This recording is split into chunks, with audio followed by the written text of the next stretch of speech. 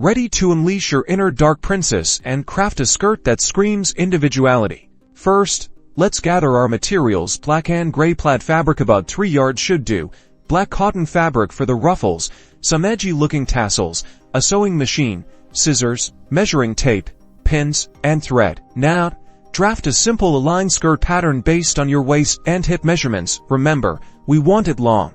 Add an extra 68 inches for those dramatic ruffles later on. Cut out to pieces of the plaid fabric using your pattern, with right sides facing each other, so the two plaid pieces together along the side seams. Make sure to leave a slit on one side for added grunge flair. Finish the seams to prevent fraying. Time for the ruffles. Cut several strips of black cotton fabric, varying in width and length for that irregular look using your sewing machine.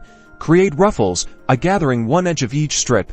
Pin the ruffled strips to the bottom edge of the skirt, overlapping them and varying the placement to create a chaotic, yet stylish effect. Don't be afraid to go wild with it. Carefully sew the ruffles onto the skirt, reinforcing the stitches for durability. Is where the skirt really starts to come to life. Now, for the tassel accents, strategically attach them along the hemline and near the slit, adding an extra touch of Gothic Grunge edge. Get creative with their placement. Cut and sew a waistband from your plaid fabric, ensuring it fits comfortably around your waist. Attach it to the top of the skirt. And there you have it, your very own Black Plaid Gothic Grunge irregular Ruffles Tassel Long Skirt. Rock it with confidence and let your unique style shine through. Don't forget to like and subscribe for more DIY fashion projects. #GothicFashion #plaid skirt.